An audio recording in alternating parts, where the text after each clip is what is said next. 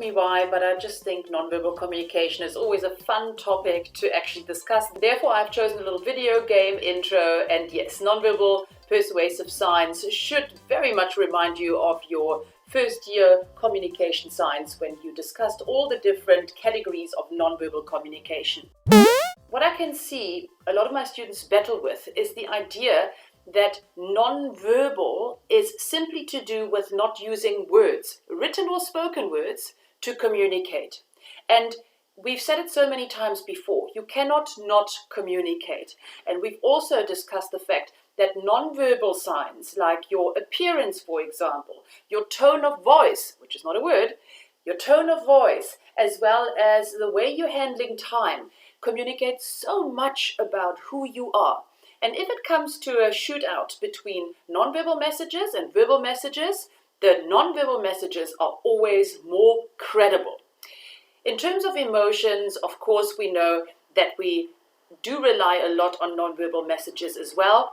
And in persuasion, your nonverbal messages can give you that je ne sais quoi, that little dramatic effect that you want to add to your persuasive attempts with others.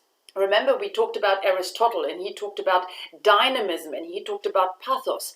Pathos can also be brought about through the use of nonverbal messages. It doesn't just have to be the appeal to needs and bringing emotions into your persuasive speeches like that. You can also do it nonverbally. So pathos can be created through nonverbal signs.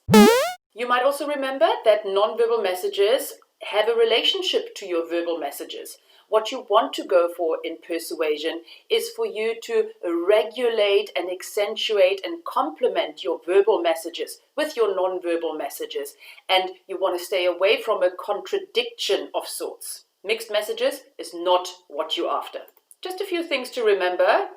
We already know that we have to read nonverbal signs in the contexts that they appear in, and we also want to keep in mind that one nonverbal sign in isolation is usually not interpreted very well. So please have a look at the other mannerisms that the person is actually showcasing.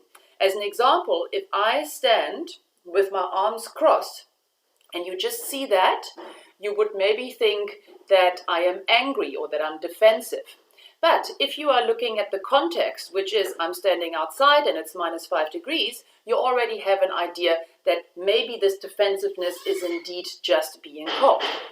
So context is important, other nonverbal signs are important, and ultimately culture is important as well.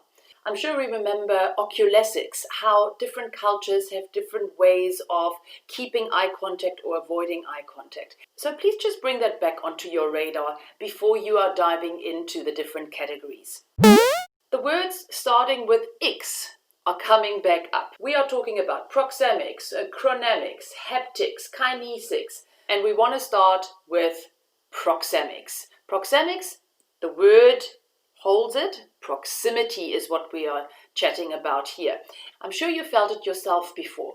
You have an invisible boundary surrounding you, which is what we call a person's personal space. And depending on the culture that you are in, you have a bigger bubble or a smaller bubble.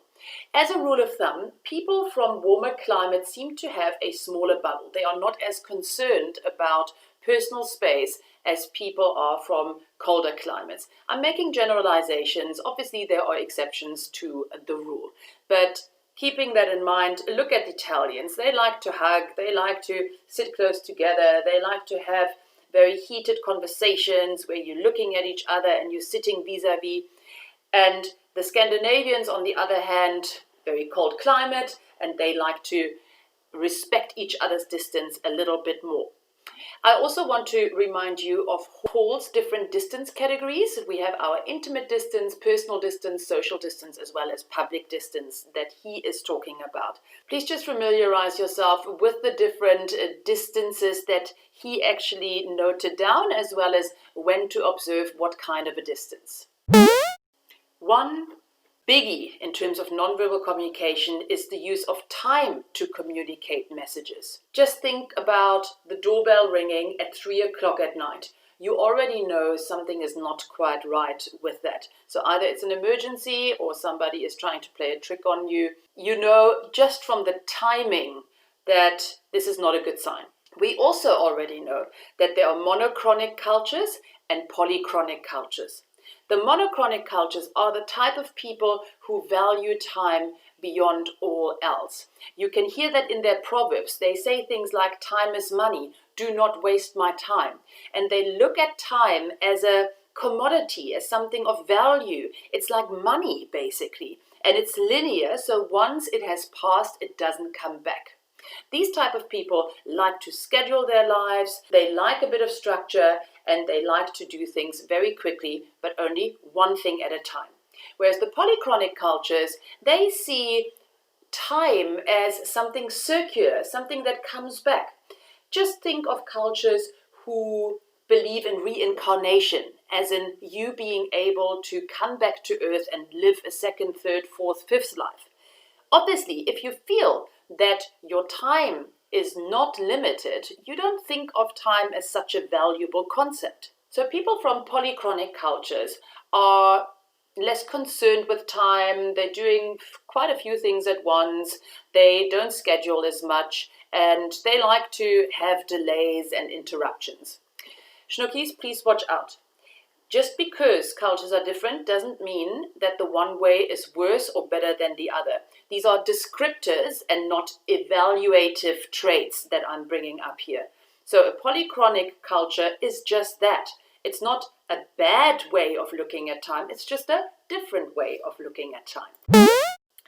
Haptics, I'm sure you remember that too, has to do with touch. And there's ritualistic touch, like you, for example, have during a christening. There could be professional touch when the doctor is actually examining you. So there are many, many different ways of touching. And we are assigning messages according to the touch that we are giving or receiving. But we want to be careful because different cultures have different conventions to do with touch. And we definitely don't want to be caught applying some type of touch in a situation that requires another type of touch.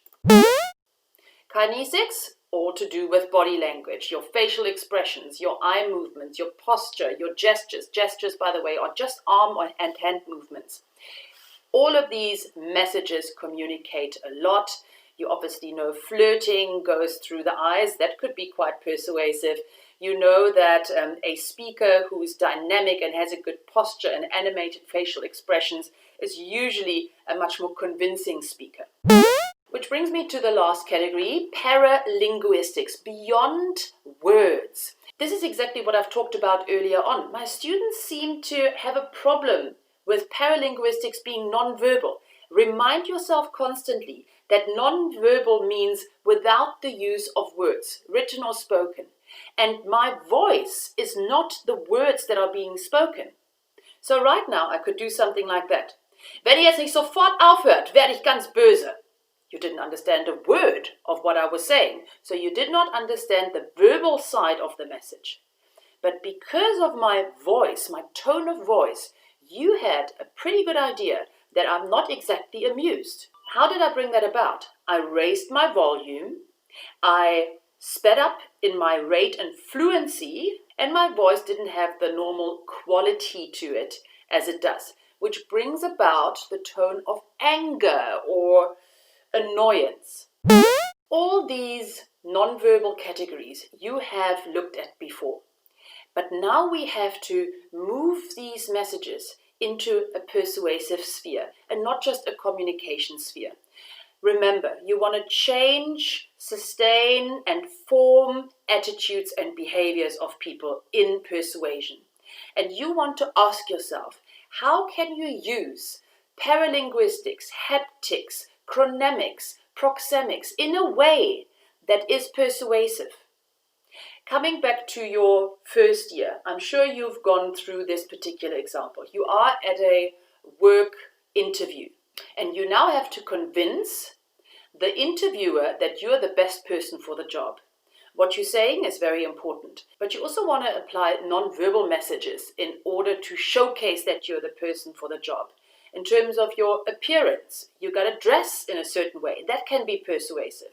In terms of your paralinguistics, make sure that the quality of your voice is good, that you don't mumble. In terms of kinesics, you want to have an open face, maybe the hair not in your face. You want to smile, You want to have animated facial expressions. In terms of kinesics, you want to have a good posture, haptics, maybe a good handshake. All of these things can put you into a better position to convince your interviewer that you should be chosen. So please, when you're talking about nonverbal communication for this semester's module, make sure that you are using them to make your persuasive encounter more successful. I hope you enjoyed it, Schnookies. Until next time, bye!